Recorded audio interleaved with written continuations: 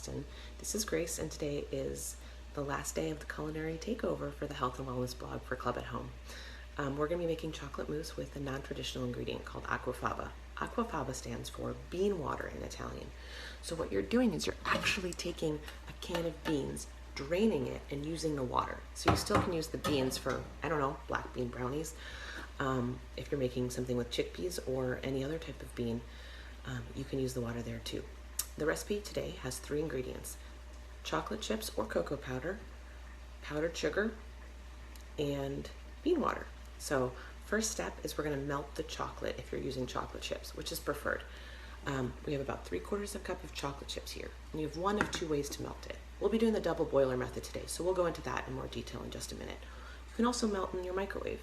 You just need to make sure that you're doing it in little bursts. So 15 seconds, take it out, stir it. 15 seconds, take it out and stir it. Okay, now we're going to get into how to use a double boiler. So this is how we melt chocolate chips on the stove.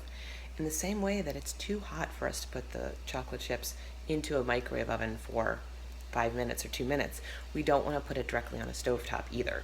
So in front of me I have a pot of boiling water.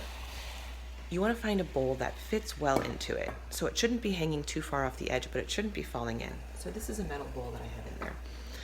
Now, you need to make sure that the bowl is heat proof, so metal, glass would be good.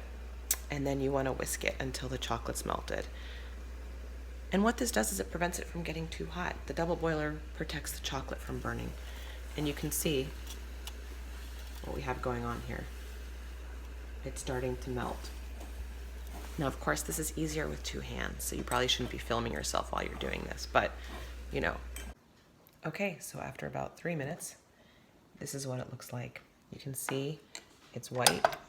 You have these nice peaks to them, just like egg whites would whip up.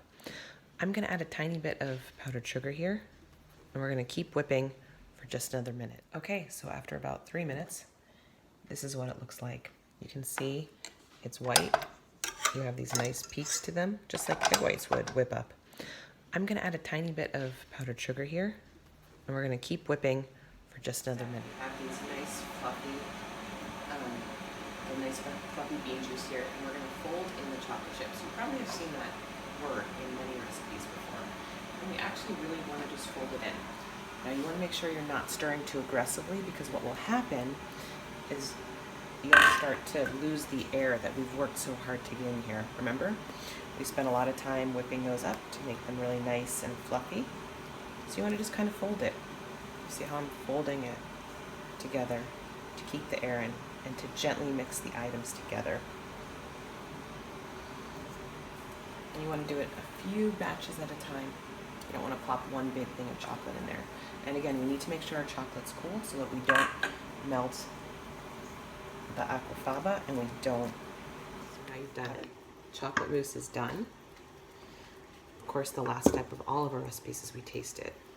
You can see, perfect. Oh, it tastes really good.